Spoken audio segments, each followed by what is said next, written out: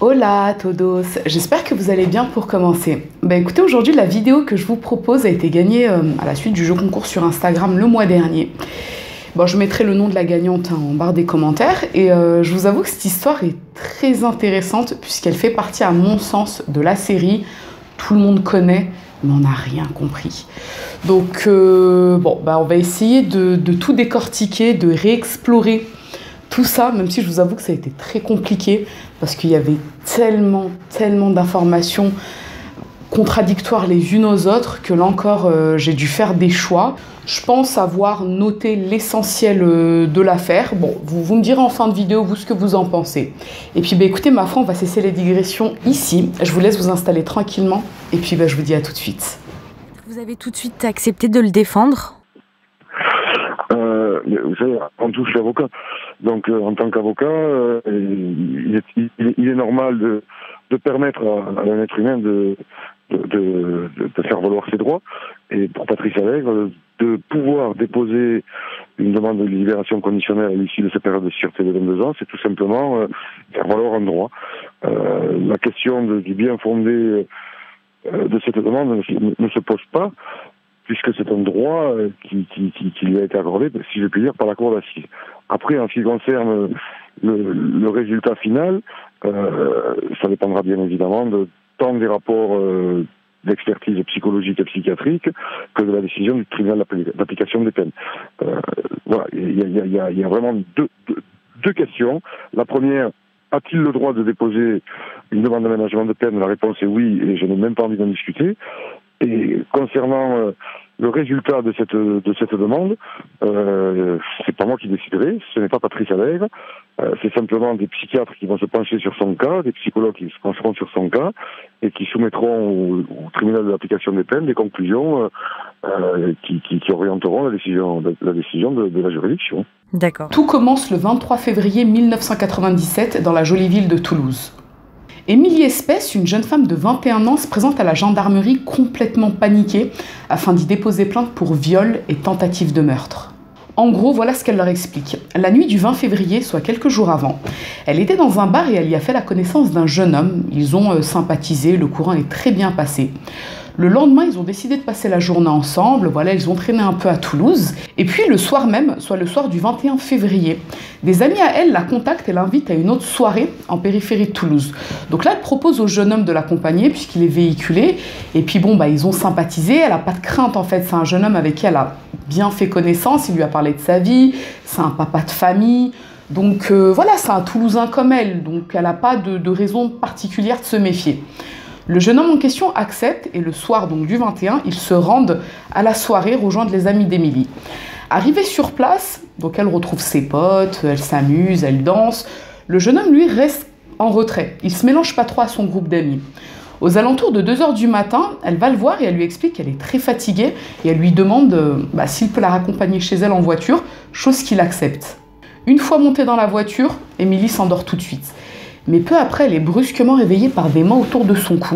Elle se réveille, elle essaie de se débattre et c'est là qu'elle est tabassée et violée à plusieurs reprises à l'arrière de la voiture. Lorsque le jeune homme en a fini avec elle, Émilie, elle sent dans son regard qu'il est sur le point de la tuer. Là, elle va garder son sang-froid et elle va lui dire « Écoute, ce qui s'est passé, c'est pas très grave. Dans le fond, ça arrive à tout le monde de péter un câble. T'inquiète pas, je sais que tu voulais pas faire ça. Maintenant, voilà, ce qui est arrivé, mais t'inquiète pas. » Lui est complètement désarçonné par sa réaction parce qu'il s'attend à ce que la jeune femme crie, qu'elle pleure, qu'elle le supplie. Et ils font en larmes, ils font littéralement en larmes devant elle et lui demandent pardon. Il lui dit « Écoute, je sais pas ce qui m'a pris. En plus, je t'apprécie, je sais vraiment pas ce qui m'a pris. Pardonne-moi. Pardon, quoi. » Elle lui dit « T'inquiète, pour moi, c'est rien du tout. » Ce qu'il fait, c'est qu'il lui dit « Écoute, je vais t'amener chez des amis à moi, chez un couple d'amis à moi qui vivent à Toulouse pour qu'on y passe la nuit. Et puis demain, voilà, histoire que tu te reposes, et puis demain, tu pourras rentrer chez toi. » Ils se rendent chez le couple d'amis. Là, les amis du jeune homme en question voient son visage qui est complètement ensanglanté, elle a des hématomes.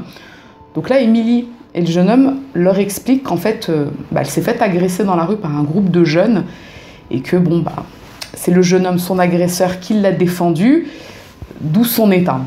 Le couple d'amis dit ok, ouais, c'est grave, mais ok.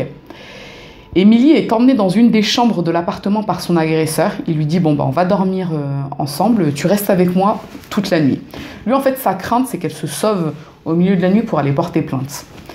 La nuit passe et Émilie, elle réfléchit. Elle a du mal à dormir. Elle a très mal déjà au visage, elle a mal au corps. Et elle essaie de comprendre, elle essaie de trouver une échappatoire. Ce qu'il va se passer, c'est que le lendemain matin, très tôt, elle entend du bruit dans la cuisine. Elle s'y rend et là, elle tombe sur la jeune femme du couple d'amis. Elle dit à la jeune femme, écoute, il est encore en train de dormir, donc son agresseur, il est encore en train de dormir dans la chambre. Moi, je vais me rendre à l'hôpital histoire de me faire soigner parce que j'ai quand même pas mal de douleurs. Puis dis-lui qu'on se recontactera plus tard. C'est comme ça qu'elle a pu fuir l'appartement dans lequel elle était séquestrée par son agresseur et se rendre à l'hôpital. Une fois sortie de l'hôpital, elle s'est ensuite rendue à la gendarmerie. Tout de suite, les gendarmes prennent son histoire au sérieux. Du coup, ils lui demandent si elle connaît l'identité de son agresseur et elle la leur fournit. Il s'agit de Patrice Allègre, un Toulousain de 29 ans.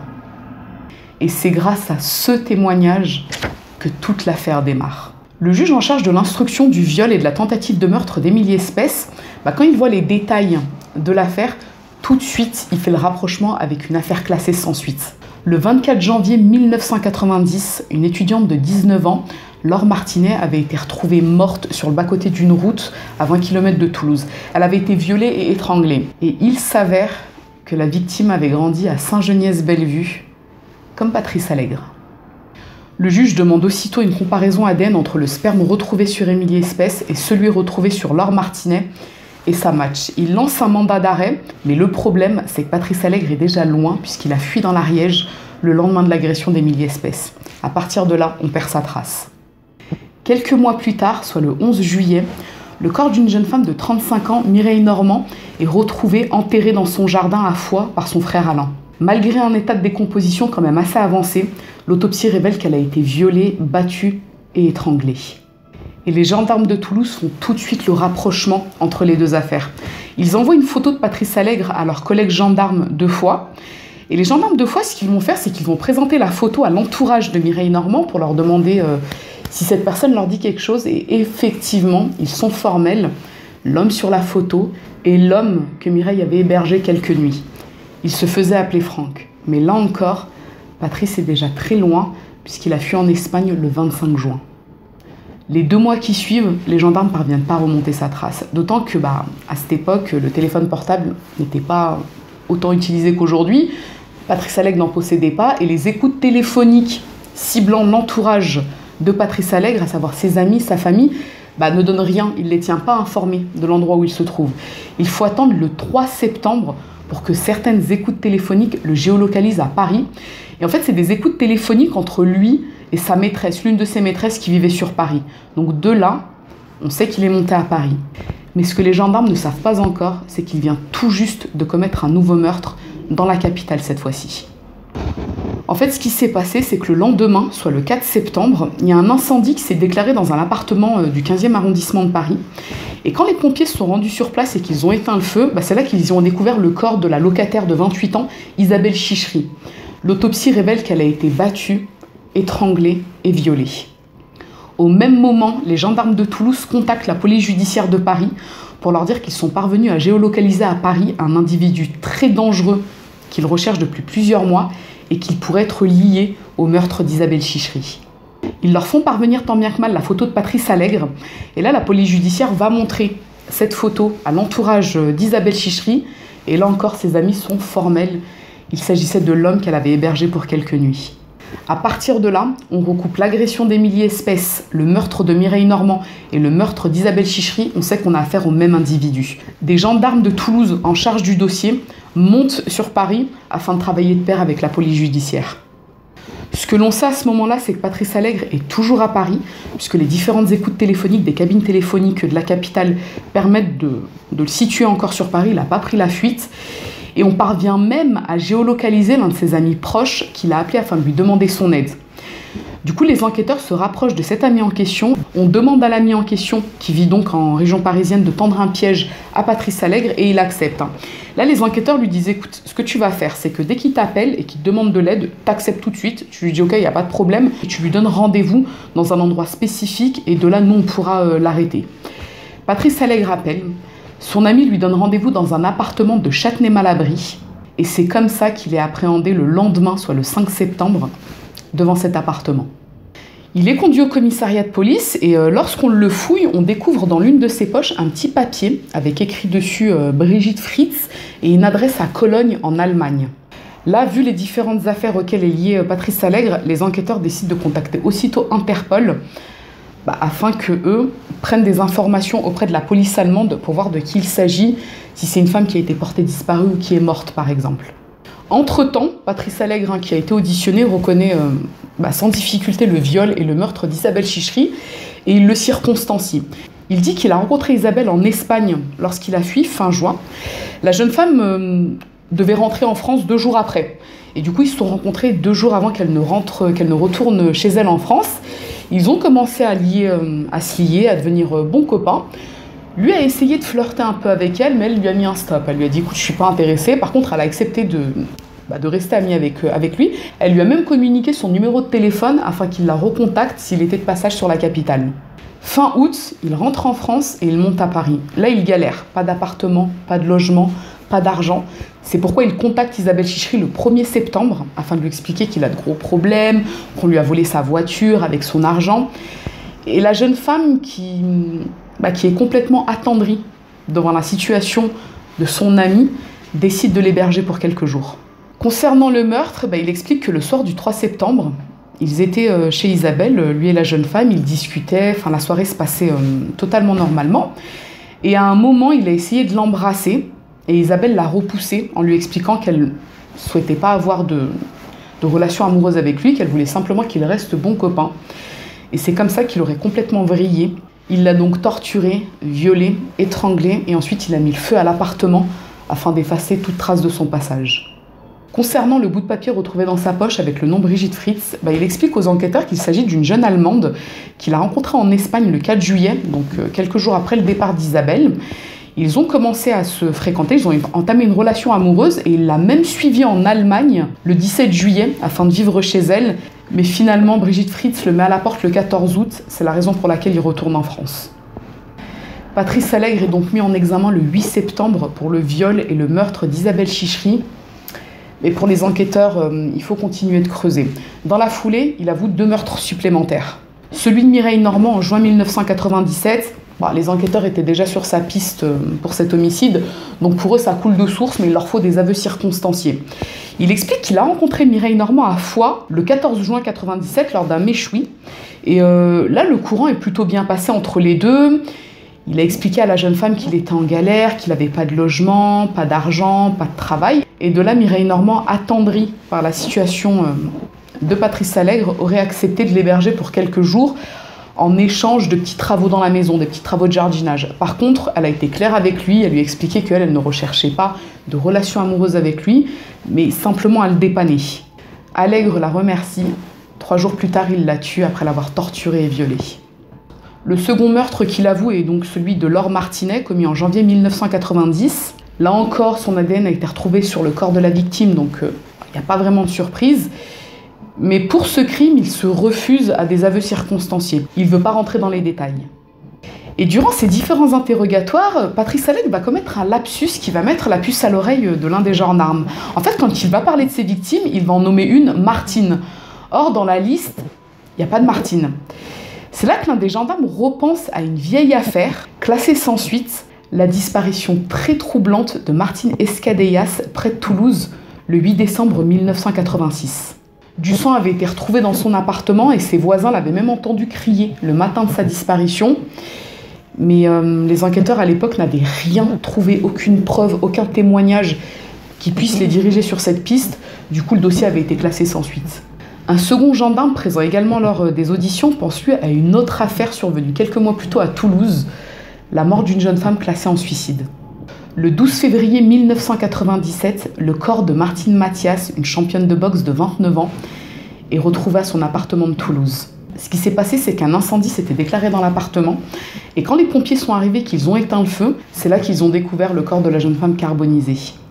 L'enquête de police avait établi qu'il y avait plusieurs foyers d'incendie dans l'appartement, que la jeune femme avait les mains attachées dans le dos, que ses sous-vêtements avaient été arrachés par l'avant et qu'il y avait du sang dans sa salle de bain.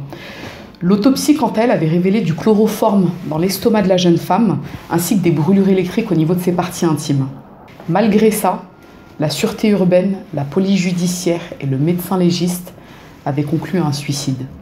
Et quand la famille de Martine Mathias s'est soulevée devant cette conclusion qui paraissait complètement surréaliste, on leur avait avancé l'idée que la scène paraissait tellement criminelle que ça pouvait pas être un crime. Genre, en gros, on leur avait dit « mais ça paraît tellement sûr et certain que c'est un crime qu'un meurtrier n'aurait pas laissé autant d'indices, donc ça peut être qu'un suicide ». Pour les gendarmes, il y a forcément un lien entre Patrice Allègre et ce meurtre, mais le souci, c'est que le dossier leur échappe et finit entre les mains de la police judiciaire de Toulouse. Ils n'ont donc plus la possibilité d'interroger le suspect sur cette affaire. Toutefois, ils font rapatrier Patrice Allègre à Toulouse afin de l'interroger sur la disparition de Martine Escadéas. Je pense que c'est surtout une façon pour eux, en fait, de le ramener sur place pour voir s'il ne pourrait pas être lié à d'autres affaires ayant eu lieu dans la région. Et une fois arrivé à Toulouse, Patrice Allègre avoue un 4e meurtre. Le 27 février 1989, Valérie Tariotte, une jeune femme de 22 ans, avait été retrouvée morte à son domicile. Un foulard enfoncé dans la trachée, un bâillon autour de la bouche, les mains attachées dans le dos, ses sous-vêtements complètement déchirés et des signes de mutilation au niveau de ses parties intimes. Là encore, la mort avait été classée en suicide par la sûreté urbaine et par la police judiciaire, alors que tout semblait indiquer un crime. Patrice Allègre explique que Valérie Tariotte était serveuse dans le bar où il travaillait, près de la gare Matabio. Il lui avait fait des avances, elle les avait refusées, elle n'était pas intéressée. De là, ça l'aurait complètement frustrée. C'est pourquoi en février 1989, il l'avait suivie à son domicile, battue, violée, torturée et étranglée. Les scellés de cette affaire sont réexaminés et effectivement, sur l'un des mégots de cigarettes et sur le cendrier, on y retrouve l'empreinte digitale de Patrice Allègre. Il avoue un 5e meurtre, mais en fait, les détails qu'il en donne ne sont pas assez précis pour pouvoir identifier sa victime. Du coup, les gendarmes font un travail de recoupement avec toutes les affaires de disparition et de meurtre de jeunes femmes ayant eu lieu dans la région ces 20 dernières années, mais il semblerait qu'à ce moment, leur travail de recherche est stoppé par la hiérarchie qui ne souhaite pas continuer des investigations sur les potentielles victimes de Patrice Allègre. Pour eux, il est déjà passé aux aveux pour différents meurtres et viols, donc c'est bon, circuler, il n'y a plus rien à voir. Les 2 années qui suivent, tandis que le dossier d'instruction est clos et qu'on est en attente du procès de Patrice Allègre, l'un des gendarmes qui faisait partie de la section de recherche, donc qui avait été l'un des acteurs principaux de l'arrestation de Patrice Allègre, à savoir l'adjudant Michel Roussel, décide malgré tout de continuer ses recoupements et il crée même la cellule d'enquête homicide 31 en juin 2000 avec l'aide d'autres gendarmes provenant de départements où il est avéré que Patrice Allègre a séjourné. D'ailleurs, cette section est l'une des premières en France et elle compte utiliser l'analyse criminelle par recoupement grâce notamment à des bases de données informatiques, ce qu'on appelle Anacrime. Et grâce au travail d'enquête de la cellule homicide 31, plusieurs affaires classées sont ouvertes.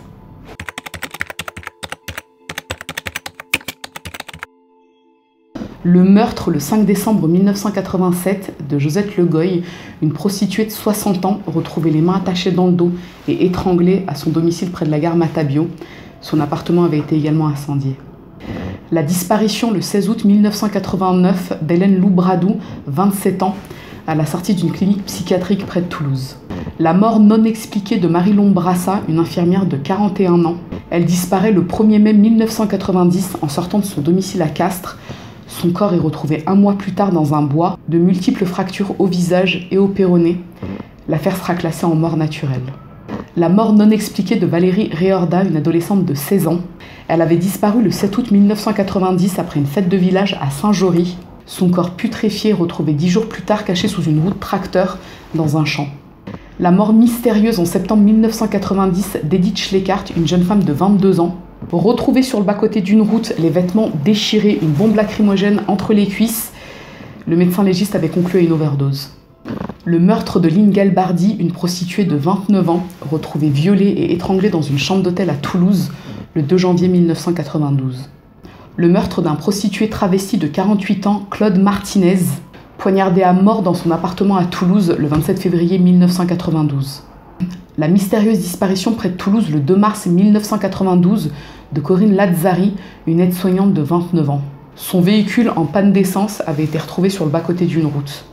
Le meurtre de Patricia Gélis, une mère de famille de 29 ans. Elle avait disparu en sortant de son travail le 5 octobre 1992 à Toulouse et son corps avait été retrouvé putréfié et à moitié dévêtu dans la Garonne 2 mois plus tard. Le meurtre de Josette Poiroux, une prostituée de 44 ans, retrouvée poignardée à mort dans son appartement à Toulouse le 21 octobre 1992. Là encore, son domicile avait été incendié. Le suicide, requalifié plus tard en meurtre, d'Hélène Rode en juillet 1995. Cette mère de famille de 34 ans avait été retrouvée morte dans un lac en Garonne et sa voiture en panne sur le bas-côté d'une route.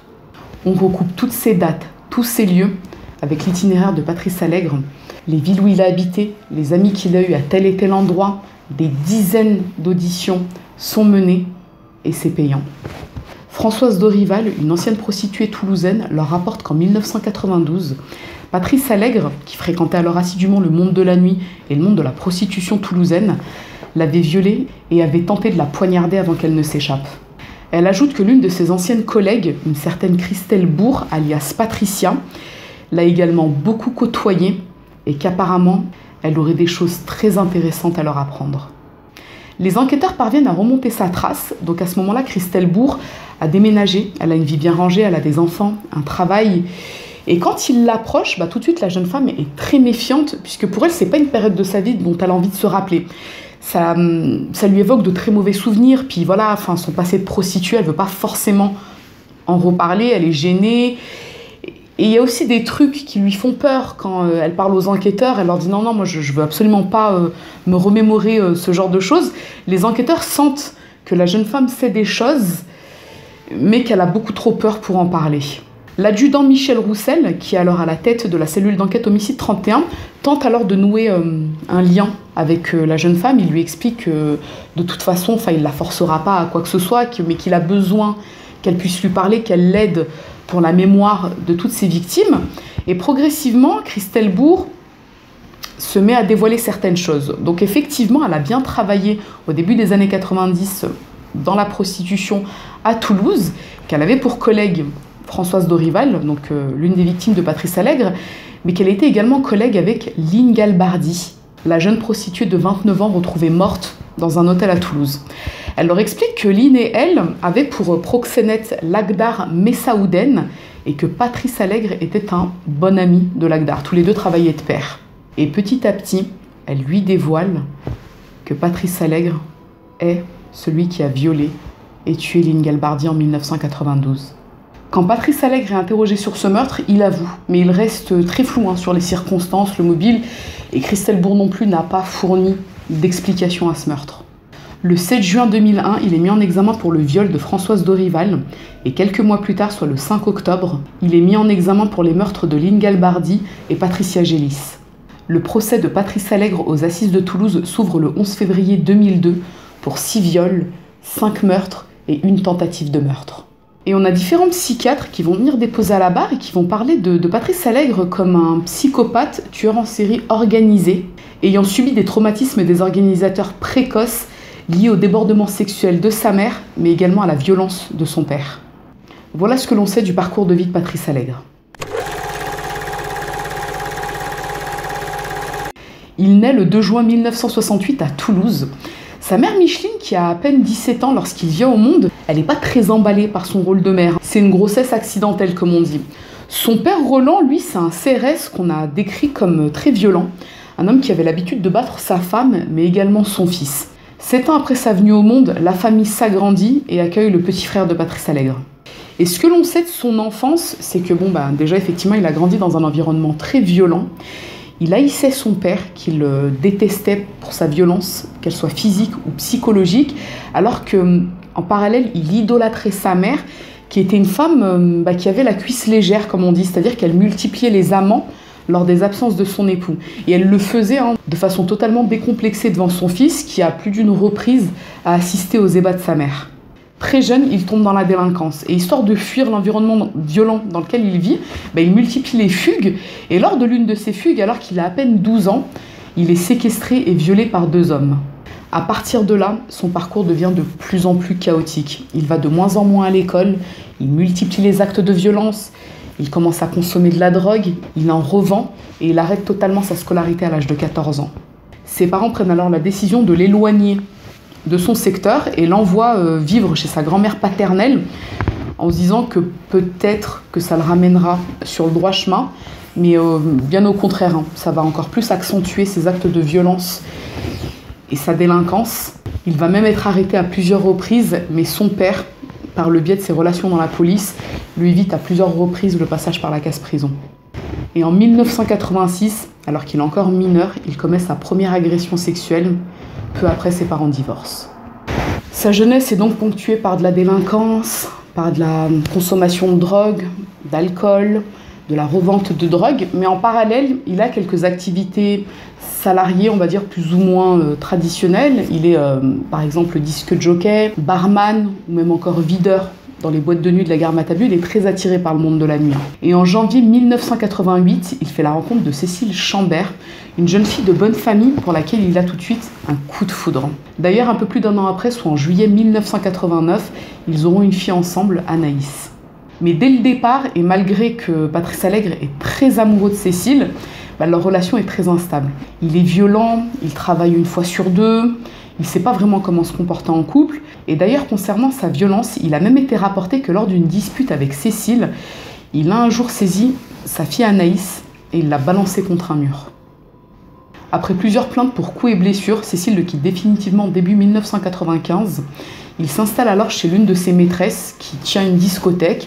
Elle va le faire travailler quelque temps comme videur, mais elle finit par le renvoyer à cause notamment de son tempérament très violent et bagarreur. Et ce qu'il est peut-être utile de souligner, c'est que lors de son procès, ses deux parents, donc Roland et Michel, sont venus témoigner. Michel a expliqué qu'elle se sentait en partie responsable de ce qu'avait fait son fils. Elle a expliqué l'enfance qu'il avait eue. Dès le plus jeune âge, il avait eu maille à partir avec la police, qu'il était tombé dans la délinquance très tôt et que par la suite, ça avait été très compliqué ensuite qu'il reprenne le bon chemin. Quant à son père, Roland, qui a été décrit comme un homme très violent, très instable sur le plan psychologique, lors du procès, on a vu un homme assez calme, assez posé, qui a même essayé de parler avec son fils. Et d'ailleurs, à un moment, Patrice Allègre a même interpellé son père pour lui dire qu'en gros, c'est lui qui l'aurait dû tuer, puisque s'il l'avait tué, il ne s'en serait pas ensuite pris à toutes ces jeunes femmes.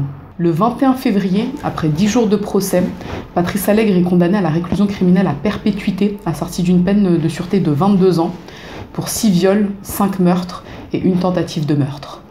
Le 30 mai 2002, soit 3 mois après sa condamnation à perpétuité, il est mis en examen pour les meurtres de Josette Legoy en 1987 et Josette Poiroux en 1992. Mais 2 non-lieux seront prononcés, faute de preuves. En parallèle, la cellule d'enquête Homicide 31 continue son travail de recoupement et en janvier 2003, Christelle Bourg est réinterrogée par les enquêteurs. Et cette fois-ci, elle leur explique qu'elle connaît la raison pour laquelle Patrice Allègre et Lakhdar Messaouden ont assassiné Line Galbardi en 1992.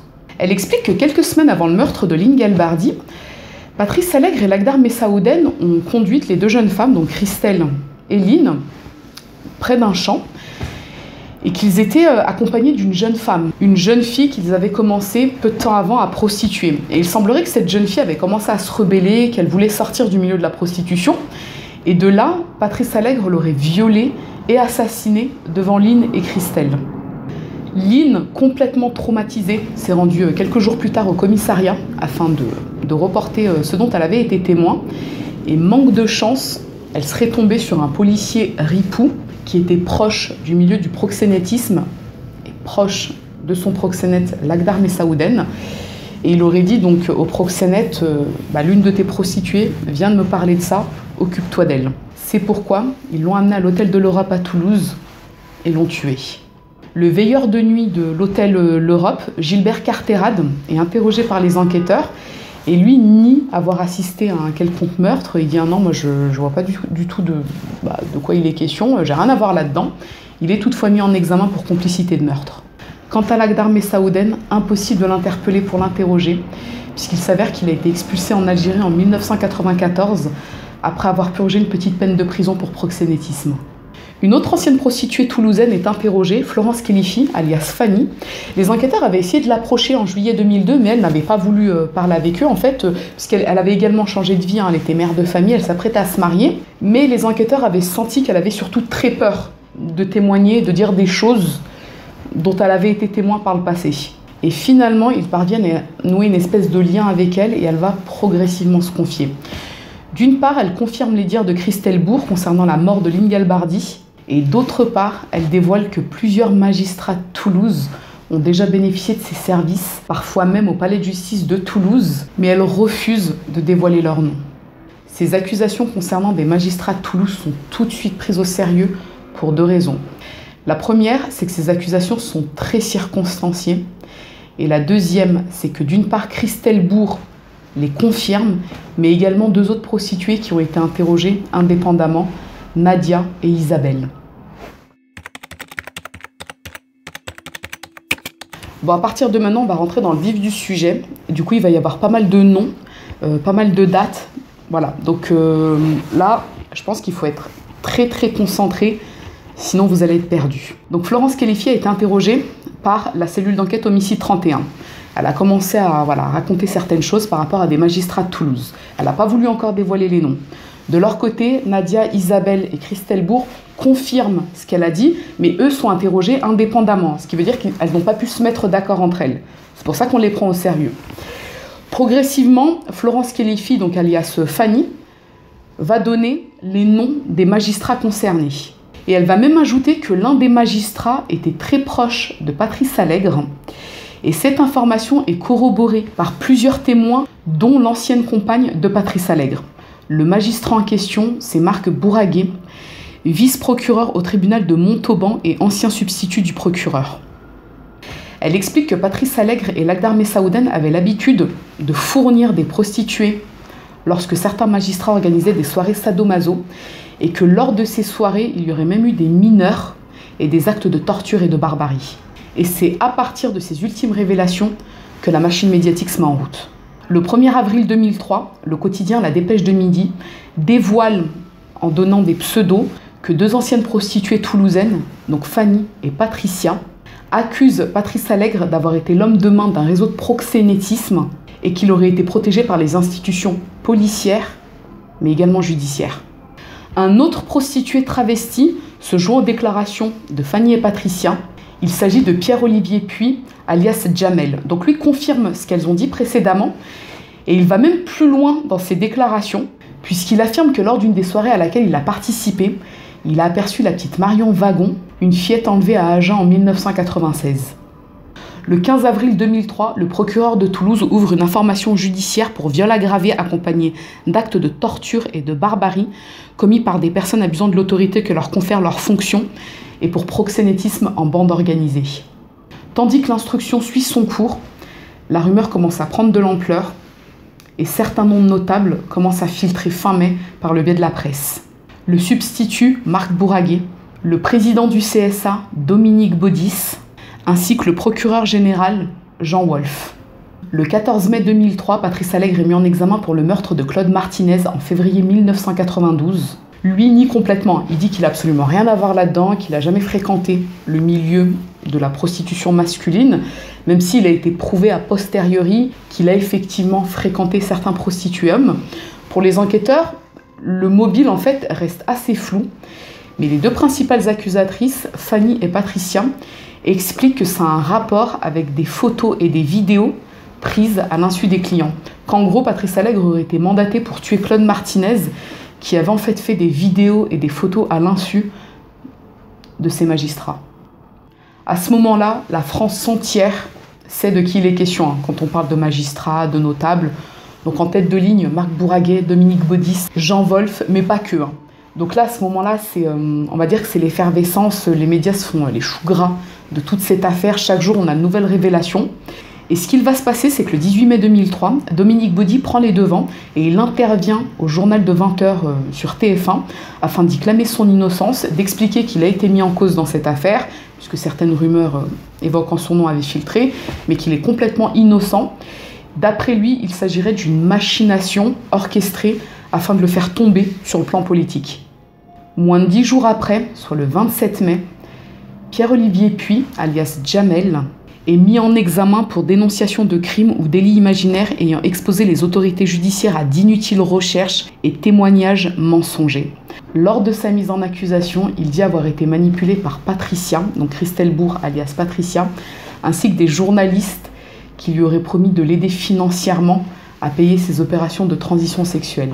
À partir de là, certains commencent à émettre l'idée qu'il peut effectivement s'agir d'une machination ou d'accusations mensongères, puisqu'on a déjà Pierre-Olivier Puy qui dit avoir menti, qui accuse Christelle Bourg d'avoir menti. Donc certains se disent qu'il peut éventuellement s'agir d'un complot. Mais ce qu'il va se passer, c'est que le 1er juin 2003, lors de son émission télévisée Le Vrai Journal, le journaliste Karl Zéro explique que Patrice Allègre lui a fait parvenir une lettre depuis la prison. Dans cette lettre, il avoue les meurtres pour lesquels il a été mis en accusation, mais il en avoue également un autre qu'il avait nié jusque-là, celui de Claude Martinez. Il explique avoir tué le travesti à la demande de 2 personnes afin de préserver leur réputation à la suite de photos et de vidéos prises à leur insu, Marc Bourraguet et Dominique Baudy. La lettre est lue à l'antenne, mais les noms de Marc Bourraguet et Dominique Baudy sont bipés, histoire que la chaîne ne s'expose pas à des poursuites judiciaires. Mais malgré ça, tout le monde sait de qui il est question. Patrice Allègre est aussitôt convoqué devant le juge d'instruction et il confirme ce qu'il a écrit dans la lettre. Et coup de bol pour les enquêteurs, Lakhdar Messaouden, donc le proxénète et ancien acolyte de Patrice Allègre, est de retour en France. Il est interpellé le 18 juin 2003 à l'aéroport de Nice afin d'être lui aussi entendu. À ce moment-là, l'affaire a atteint une telle ampleur qu'on ne parle plus que de ça. Ça ne devient plus l'affaire Patrice Allègre, ça devient l'affaire Dominique Baudis. On s'attend à voir des têtes tombées, de nouveaux noms de notables filtrés, de nouvelles révélations. Mais le 19 juin, Allègre, réinterrogé par le juge en charge de l'instruction, revient officiellement sur ses aveux et affirme que Karl Zéro lui aurait acheté cette lettre pour la somme de 15 000 €. Le journaliste Karl Zéro se défend bien évidemment d'avoir acheté cette lettre et demandé à Patrice Allègre de faire de fausses révélations dedans. Une enquête est menée et effectivement, après vérification, aucune transaction financière n'apparaît ni sur ses comptes à lui, ni sur ceux de la production de Canal+, ce qui infirme, a priori, les accusations de Patrice Allègre. Moins d'un mois après, soit le 7 juillet, Gilbert Carterade, donc l'ancien veilleur de nuit de l'hôtel L'Europe, est libéré après avoir été écroué quelques mois. En amont, Christelle Bourg, alias Patricia, Florence Khelifi, alias Fanny, et Pierre-Olivier Puy, alias Jamel, sont réinterrogés à plusieurs reprises par le juge en charge de l'instruction. Et là, ils vont changer à plusieurs reprises de version. Ça concorde plus vraiment avec ce qu'ils avaient dit les premières fois. Dominique Baudy s'est également convoqué le 17 septembre pour une confrontation avec Florence Khelifi, alias Fanny. Et c'est là qu'elle se rétracte et qu'elle affirme même qu'elle ne l'a jamais vu de sa vie, que c'est la première fois qu'elle le rencontre. Pierre-Olivier Puy, alias Jamel, quant à lui, il affirme que c'est Patricia, donc Christelle Bourg, qui l'a en fait forcé à faire toutes ces déclarations. Il dit que quand il en a parlé aux gendarmes pour se rétracter, des gendarmes l'auraient frappé afin qu'il maintienne ses accusations. D'autres prostituées sont également réinterrogées, dont Nadia et Isabelle. Elles, leur version reste inchangée.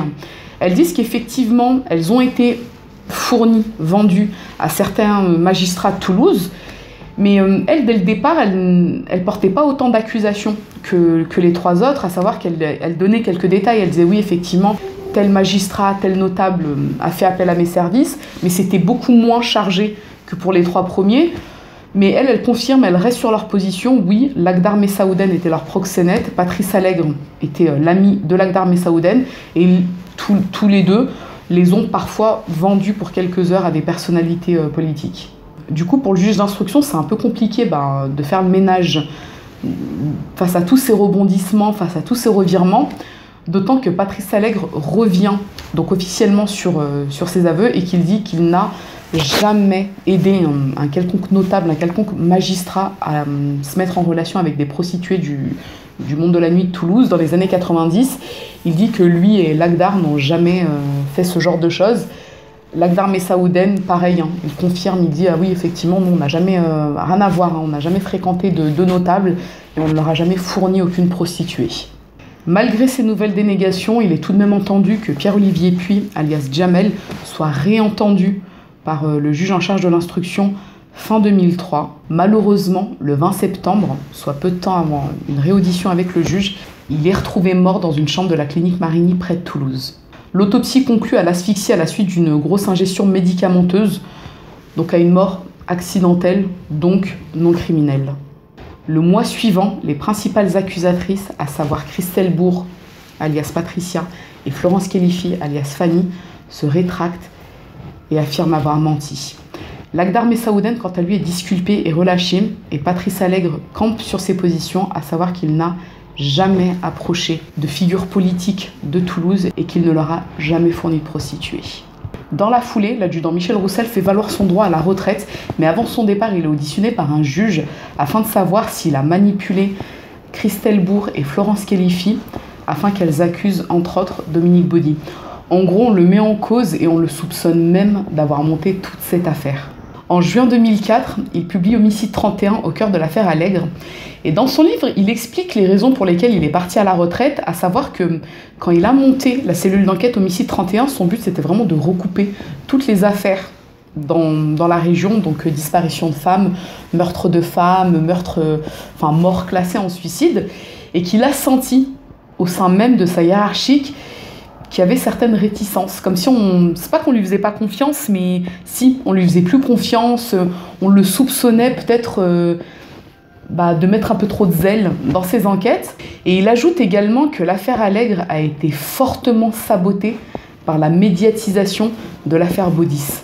Pour info, j'ai acheté le livre pour préparer la vidéo, et c'est pas le seul truc que j'ai lu, bien heureusement, j'ai vu tout un tas d'autres documentaires, mais vraiment ce livre, il est super intéressant et il est très très bien détaillé et ça permet d'y voir beaucoup plus clair en fait dans toute cette affaire. Florence Khelifi, alias Fanny, publie elle aussi un livre autobiographique, Mes nuits noires dans la ville rose, en juin 2004. Et Marc Bourraguet attaque l'éditeur en justice afin de faire retirer des passages qui le concernent. Il arrive à faire supprimer 10 pages du bouquin. J'ai également commandé ce livre puisque je voulais le lire, mais je ne l'ai pas reçu à temps. Donc je ne pourrais pas vous faire un retour sur ce bouquin. Je le lirai, mais bon, voilà. Donc à partir de là, si vous avez bien saisi la chronologie, l'affaire Baudy a supplanté l'affaire Allègre. Et comme l'affaire Baudy s'est dégonflée, en fait toute l'affaire entre guillemets se dégonfle, à savoir que toutes les disparitions sur lesquelles enquêtait la cellule Homicide 31 sont mises de côté. Et on ne continue pas à investiguer par rapport aux déclarations de Florence Khelifi et de Christelle Bourg. Michel Roussel, avant son départ à la retraite, était quand même parvenu à relier 6 affaires à Patrice Allègre. Il avait même été mis en examen pour ces 6 affaires, mais elles ont toutes débouché sur un non-lieu, faute de preuves. En juillet 2005, la chambre d'instruction de la cour d'appel de Toulouse prononce un non-lieu général dans l'affaire de viol et proxénétisme en bande organisée. Dominique Baudis, Marc Bourraguet et les autres personnalités politiques impliquées sont donc officiellement blanchies. Quelques mois plus tard, soit en décembre 2005, Florence Khelifi, alias Fanny, est mise en examen pour dénonciation calomnieuse envers Dominique Baudis et Marc Bourraguet. Quant à Christelle Bourg, alias Patricia, elle est également mise en examen pour les mêmes faits, moins d'1 an après. Le 24 avril 2006, Émilie Espèce, la seule survivante de Patrice Allègre, met fin à ses jours à Paris. Elle n'avait que 29 ans. Et le ballon de baudruche, qui s'est déjà pas mal dégonflé, continue encore à se dégonfler progressivement, puisque le 3 juillet 2008, une ordonnance de non-lieu est rendue contre Patrice Allègre concernant 3 homicides et un viol. Les preuves contre lui étaient a priori pas suffisantes. Le 24 octobre 2008, Gilbert Carterade décède à la suite d'une crise cardiaque. Il était l'un des derniers témoins dans le dossier d'instruction sur le meurtre de Linguel-Bardy. Quelques mois plus tard, soit le 26 mars 2009, Florence Khelifi, alias Fanny, et Christelle Bourg, alias Patricia, sont reconnues coupables de dénonciation calomnieuse. Elles prennent respectivement 2 et 3 ans de prison avec sursis. Le 19 janvier 2010, un non-lieu est prononcé dans l'affaire Linguel-Bardy. Patrice Allègre était mis en examen depuis quasiment 10 ans pour ce meurtre. Le 10 avril 2014, Dominique Baudis meurt d'un cancer généralisé à l'âge de 66 ans. Le président de l'époque, François Hollande, lui rend un hommage national à Paris. Et en septembre 2019, soit tout récemment, Patrice Allègre dépose une demande de liberté conditionnelle après avoir purgé sa peine de sûreté de 22 ans. Elle lui a été refusée au titre que les psychiatres considèrent que c'est un sujet à risque, que son manque de remords et d'émotion lors de son procès ont démontré qu'il n'avait aucune considération pour la vie humaine, hormis pour la sienne. Est-ce qu'on la lui accordera dans les années à venir? Pas sûr. Patrice Allègre reste donc à ce jour l'un des tueurs en série les plus prolifiques de France, mais également celui autour duquel règne une atmosphère de doute quant au nombre réel de toutes ses victimes.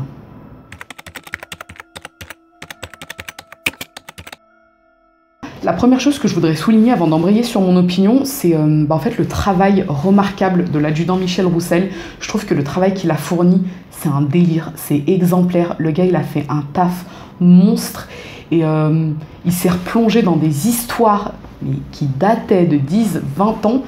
Il a vraiment fourni un travail de ouf avec ses collègues, parce qu'il n'était pas tout seul. Et je trouve ça malheureux, la façon dont il a été ensuite traité. On l'a traité comme un paria, on l'a montré du doigt en le faisant passer pour un mec qui avait mal fait son taf, limite qui montait un piège à l'époque, qui avait des comportements bizarres avec les deux accusatrices de l'époque.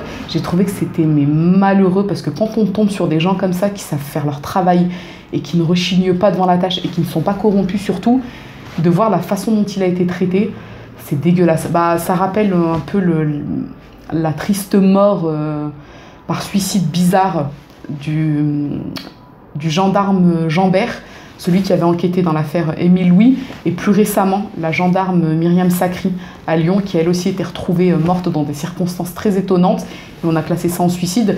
Cette histoire-là fera l'objet d'une vidéo, parce qu'elle est très intéressante. L'autre personne qui me vient tout de suite en tête là, quand je parle de travail remarquable, c'est bien évidemment le journaliste Karl Zéro, qui fait un travail remarquable depuis de très nombreuses années et qui est selon moi sous-coté, parce qu'on ne le voit pas intervenir hyper souvent non plus. Quelquefois on a essayé de le faire passer pour un zinzin, surtout après l'affaire de Dominique Baudis, comme si le gars c'était lui qui avait fomenté le truc, comme si en fait il cherchait à monter, alors que non, cet homme franchement c'est quelqu'un d'honnête. Moi en tout cas c'est comme ça que je le ressens. Karl Zéro, c'est quelqu'un d'honnête.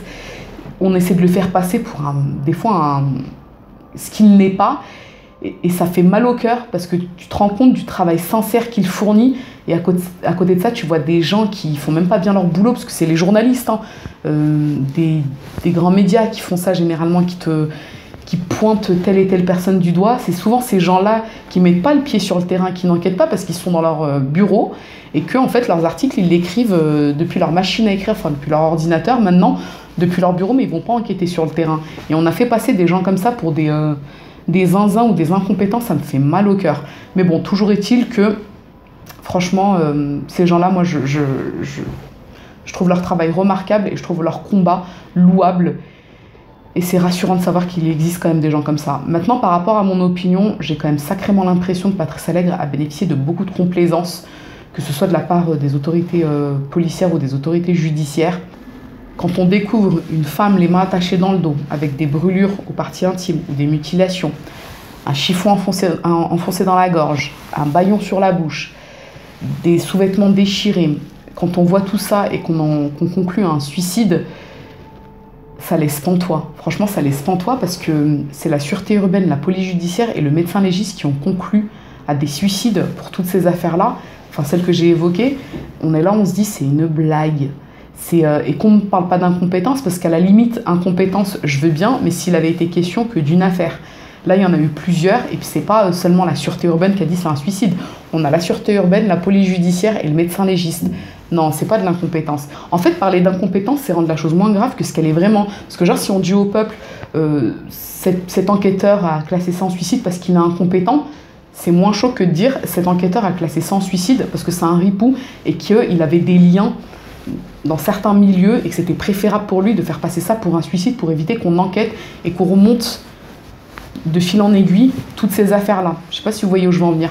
Pour moi, ça ne peut pas être de l'incompétence, j'y crois pas. Et pour l'affaire Baudis, je pense qu'en fait, l'affaire Baudis, elle a servi à détourner l'attention des gens sur la véritable affaire, à savoir l'affaire Patrice Allègre. À la base, c'est Patrice Allègre, et c'est des soirées sadomasochistes avec actes de torture et de barbarie sur des femmes, des hommes, peut-être même des mineurs, par des personnalités connues, des personnalités politiques. On a mis Dominique Baudis en avant, histoire de détourner l'attention du public sur le véritable enjeu de cette affaire. Il a juste servi d'appât, en fait, Dominique Baudis, et il s'est retrouvé au milieu de tout ça. Et au final, on a oublié l'affaire Allègre et on était concentré sur l'affaire Dominique Baudis. D'ailleurs, dans la dialectique heuristique de Schopenhauer, la dialectique heuristique, c'est un bouquin dans lequel on t'explique comment avoir raison, en gros, lors d'un débat. Bon, pour te grossir vite fait, pour te faire un résumé rapidos, c'est ça. Il est fait mention d'un chapitre où on t'explique que pour avoir raison dans un débat, ce qu'il est utile de faire, c'est de détourner le sujet, de faire un hors-sujet, un hors-piste même. Comme ça, on détourne le sujet et ça fait oublier complètement le point de départ. Là, clairement, c'est ce qui a été fait. Donc ça a bien marché, en l'occurrence. Concernant Patrice Allègre, je pense que s'il n'a pas parlé une fois qu'il était en prison, parce qu'il aurait pu, les années suivantes, parler, sortir des noms et tout, je pense qu'il a été menacé par les personnes réellement concernées, parce qu'à mon avis, il y a vraiment eu des personnalités politiques qui ont été impliquées dans ce qu'ont dit Fanny et Patricia. Elles n'avaient aucun intérêt à mentir et à montrer leur tête. Là, on parle quand même de deux femmes qui avaient refait leur vie loin de tout ça, qui avaient des enfants, des compagnons, un nouveau travail, et qui n'avaient jamais parlé à leur famille de leurs activités passées, donc de la prostitution à Toulouse. Genre là, les meufs, en fait, elles se montrent en plein jour et elles disent « oui, c'est vrai », juste pourquoi, en fait, quel est l'intérêt pour devenir célèbre? Franchement, ça n'a aucun sens. À la fin, elles ont été punies, et très lourdement, je trouve, parce qu'elles ont quand même pris de la prison, en plus d'avoir été traînées dans la boue. Moi, je pense qu'il y a une grosse partie de ce qu'elles ont dit qui était vrai. Ensuite, les médias sont rentrés dans la sauce. Il y a eu du détournement de ce qu'elles ont dit. Ça a grossi les traits, ça a exagéré les choses. Il y a Jamel, donc Pierre-Olivier Puy, qui est rentré dans la sauce. Lui, je pense qu'il a menti quand il a dit qu'il a vu la petite Marion Wagon lors d'une soirée sado-maso. Mais Fanny et Patricia, je pense que dans ce qu'elles ont dit, le plus gros de ce qu'elles ont dit était véridique. Maintenant, par rapport à Patrice Allègre, pourquoi il n'a pas ensuite sorti les noms et qu'il n'est pas passé clairement aux aveux? Alors pour deux raisons. La première, c'est qu'il n'allait pas se rajouter des trucs sur le dos, parce qu'il avait quand même le secret espoir de sortir après sa période de sûreté. Le second point, c'est que Patrice Allègre, c'était le papa d'une fillette. Ce qui veut dire qu'à mon sens, on l'a peut-être menacé en lui disant « garde ta langue là où elle est, oublie pas que tu as une fille, si tu commences à sortir des noms, il se pourrait que ta fille, elle finisse sur le trottoir ou qu'on lui fasse du mal. » Donc je pense que c'est une des raisons pour lesquelles il n'a pas dit la vérité. Du coup, pour conclure sur cette partie, ensuite je vais m'arrêter parce que sinon ça va être beaucoup trop long. Il faut savoir qu'à l'époque, l'adjudant Michel Roussel a dénombré 191 affaires de disparition et de meurtre, en tout cas de morts très bizarres, dans la région. Ces 10 ou peut-être 20 dernières années, qui pourraient être liées à Allègre ou pas, parce qu'il y a certaines histoires où il était encore tout petit, donc ça pourrait pas être lui. Mais toujours est-il qu'il y en avait 191 qui macéraient comme ça dans des placards, personne n'en avait rien à faire. Et sur Internet, il y a un site qui s'appelle Stop à l'oubli et qui répertorie certaines de ces affaires. Et on y voit les meurtres, disparitions, etc. Pourquoi c'est des affaires qui ont été classées et qu'on ne réouvrira très certainement jamais? Pour plusieurs raisons. La première, c'est que certaines des victimes étaient des travailleurs de la nuit, donc des prostituées, des travestis. Donc pour les policiers de l'époque, très certainement que ça n'en valait pas la peine. Ça valait pas la peine d'enquêter sur ces affaires, puisque peut-être que pour eux, ces vies n'avaient pas de valeur. Voilà. Le deuxième point, c'est que certaines affaires semblaient peut-être trop compliquées, donc ils n'avaient pas envie de taffer. Le troisième point, ce qui est à mon sens le point principal, c'est que certains policiers, enfin certains enquêteurs, que ce soit de la gendarmerie ou de la police, devaient peut-être faire partie de certains milieux à ripoux. Et du coup, ils ne souhaitaient pas remonter ces affaires, puisque ça mettrait la lumière sur tout ce qui se passait réellement dans la région à l'époque de l'activité meurtrière de Patrice Allègre. Enfin bon, ça c'est que mon avis. Donc voilà tout pour l'affaire Patrice Allègre. Je vous avoue que je l'ai trouvée passionnante, mais vraiment passionnante, et je remercie l'abonné qui m'a demandé de la traiter, parce que on connaissait les grandes lignes, moi je connaissais les grandes lignes, mais honnêtement je comprenais plus rien. J'étais là, je me disais, je comprends pas, Jamel, Fanny, Marc, pourquoi Dominique Baudis il pleure à la télé? Enfin, à la fin, en fait, on comprenait plus rien, tellement on nous noyait sous un flot d'informations complètement inutiles. Et là, le fait d'avoir tout remonté progressivement, maintenant, j'y vois beaucoup plus clair. Et je me suis faite mon opinion. Donc, voilà, je vais pas le dire. Voilà. Du reste, ce que je vous propose, c'est vous mettez-moi en barre des commentaires ce que vous en pensez, si pour vous c'est un peu plus clair. Qu'est-ce que vous pensez de tout ça? Est-ce qu'il y a eu une mise en scène, de la machination, tout ça? Enfin, mettez-moi ce que vous voulez. Encore une fois, dans le respect, dans la bienveillance. On va pas se répéter 1000 fois, mais je le redis à chaque fois, puisque des fois, je suis obligée d'intervenir tellement il y a des commentaires. Je me dis, waouh, ça s'insulte normal comme ça. Mais vraiment, des fois, je vois qu'il y a des gens qui s'insultent entre eux pour une opinion qui est différente. Bon, bref, ce que je vous propose, c'est de me mettre un petit like sous la vidéo si cette affaire vous a intéressé, à défaut de vous avoir plu. Mais surtout, n'hésitez pas à vous abonner, c'est encore mieux. Je vous dis à très bientôt. D'affaires criminelles, on est passé à affaires d'État, débarquement de magistrats, débarquement de ceci, de cela. J'ai quand même reçu des ordres d'arrêter mes enquêtes. Donc vous êtes directeur d'enquête criminelle, vous avez 26 dossiers à un sou, vous progressez, vous avez des magistrats qui vous poussent, et subitement il faut arrêter, il faut clôturer, il faut dire qu'il n'y a plus rien. Et pourquoi? Ah, pourquoi? On demande d'arrêter. Ah, on demande d'arrêter parce qu'il faut arrêter de remuer le passé qui dérange, c'est clair et net. Il ne me dérange pas moi, hein. Mais il ne fallait plus que ça avance. Il ne fallait plus que ça avance. Il ne fallait plus que cette vase que l'on soulevait par nos investigations criminelles et qui débordait dans d'autres domaines se poursuive, c'est tout. Il a donc été fait des investigations poussées, mais très poussées, sur ma personne et sur mon équipe. Les faits sont actés. Nous avons travaillé dans le cadre strict de la loi et nous n'avons fait jamais qu'un travail normal. Tout ce que n'a pas commis Allègre, qui l'a fait? Et là, chaque fois qu'on m'a dit arrêtez avec Allègre, foutez-nous la paix, oubliez le passé. Non, on ne peut pas oublier le passé. Allègre, il a pu tuer pendant plus de 10 ans, tranquillement. On va laisser un autre Allègre bis, un autre Fourniret, Holm, Guy Georges. Mais il me semble qu'on doit à la victime et à ses proches, et à la société, une réponse.